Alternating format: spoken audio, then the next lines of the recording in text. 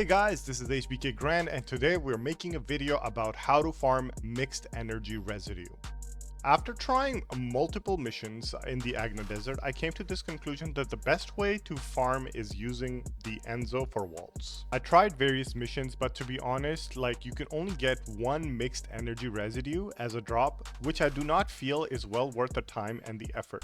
And even if you're making let's say 2 mixed energy residues per run, it's not enough to compensate for the time that you're going to be spending in those missions. If you're still keen on farming those mixed energy residues, regardless of not being able to do it with Enzo, then the 3 missions I could give you in Agna desert, one of them is the surveillance location in the Vermilion waste, so it's 4 minutes or less. Then you have in the storage area, you have the Kuiper depot, which is about 5 minutes or less, and then you have the excavation team directional radar in the mining site. Now, the reason why I'm giving you these missions is because they're less than 5 minutes and there is a chance for the enemies to drop that mixed energy residue. Other missions are too long. It's just a waste of time at that point. First of all, you would need to farm the code analyzers or code breakers. These can be used for the encrypted vaults that are located in the areas where we'll be showcasing at the end of the video. The best mission to farm the precision code breakers is on sterile land, the anticipated ambush point.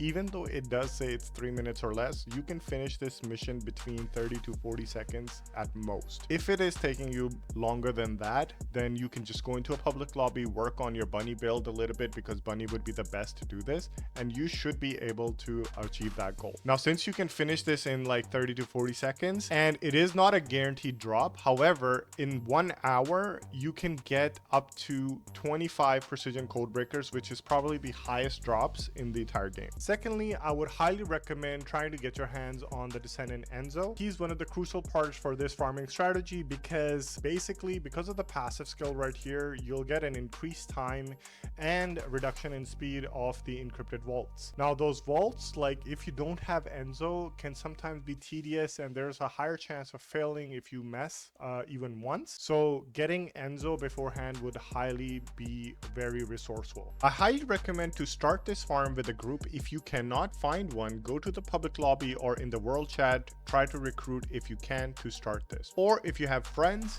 do it with them. Because the coolest factor is that your precision code breakers are not shared, so each individual can use their own code breakers, but the mixed energy residue that drops is rewarded to everybody. For example, I went into a public lobby where I met an individual randomly in the Agna desert. I teamed up with him, and frankly speaking, there were times where I was missing some of the code breakers and he had them. So he opened it and I got the reward as well. This made the farm even more rewarding as I was saving a lot of time. Hence, I highly recommend to try to do this in a group. And it's not just for this one, any of the encrypted vault runs, I would recommend the same.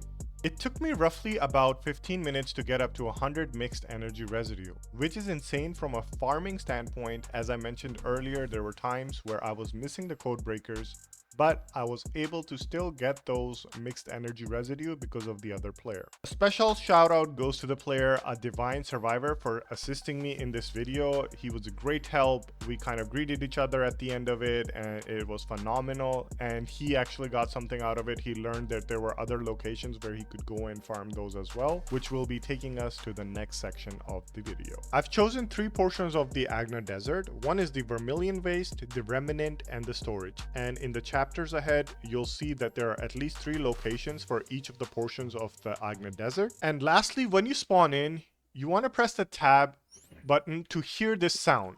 As long as you're hearing this sound, you'll get a notification saying that an encrypted vault is right in front of you. But if you're not looking in that direction, this means you're not looking in the right direction. It is nearby.